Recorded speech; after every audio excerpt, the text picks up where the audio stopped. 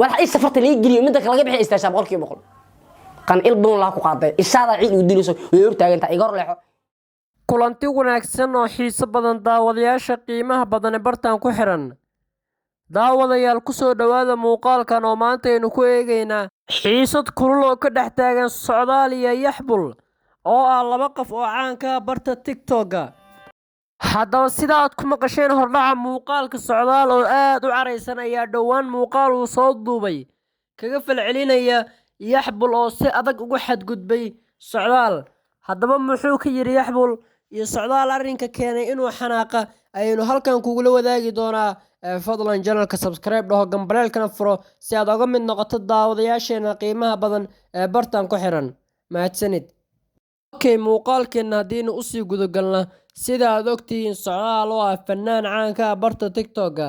ayaa dhowaan ayay ahayd markii uu soo qaadayay heestii ahayd macuustan taada miya, balse nasiib darri Yaxbul oo ku sheegay in heestani ay ahayd hees karbaash ah kuna socotay fanaan kale oo Soomaaliyeed ayaa ugu dambeyn Yaxbul waa uu soo fariistay maanta waxa uuna si toos kaga warrami doonaa inay arrinkan wax ka jiraan iyo Socdaal oo sheegay in Yaxbul loo soo wareejin doono dhammaan karbaashyada ka socda barta TikTok-ga ee Socdaal oo maalmahani soo saarayay. bal intaynu kaaga hordhicin muuqaalka xiisaha iyo xamaasadiisa ila daawo waa kan Socdaal oo dhammaan ka hadlaya umuurahaasi ballanqaadyo culculusna u sameeyay Yaxbul in heesaha ugu soo sokeeya ee uu soo qaadi doono lagu karbaashi doono waa isaga Yaxbul ehe. markaad muuqaalka daawadid kadib fadlan qaybta hoose commentiga nagula wadaag ra'yigaada. mahadsanid. la geliyo midda kale laga bixi istaasha boqolkiiba boqol kan ilbun la ku qaaday ishaada ciid u dilayso way hortaagantaa igor leexo habartaya haddaan ku soo karbaashin Yaxbul oo ishaada bisle heesta soo qaadayo brother ishaada bisle ka shaqeey kuma miyaka huwa kiyaka sawaun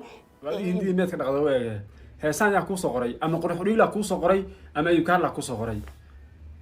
waxaan ku sheegay qof iyo amoodid wajigan laga soo daba tuuray bajaajka weeg waxaan nagala tag hees maahane waxaan ka sugay inaan Sharma Boy dhulka la dhacayo heesta adduunka soo qaadido ama macmuus soo ceshatid waxa ma soo ceshan heesaan ciirtaayo meel laga soo qoray nagala tag hilba ka horeysay inaan kugu fogaado mar rabo Socdaal mar rabo in la dhaho Yaxbul meel kale u janjeeraa dadku qaar waa fahmayaan laakiin shalay waa ku taageeray waxa ku yiri soo jawaab Socdaal jawaab xuna waxa noola timid ana weligii aragba macmuustaana soo ceshana naga tag qof iyo dhaqdheer u eeg ilbuuno hadda ma waxaad leedahay qabiilistimihi ilbuuno ma waxaad hadda aad la taagantaa meesha oo leen cadeynaysa qabyaaladu macnaha igama guuxayso aabaha nacay ma karo habartaana nacay ma karo laakiin adiga waxaa tahay kilib kibsid daalum cadeystaa taa boqolkiiba boqol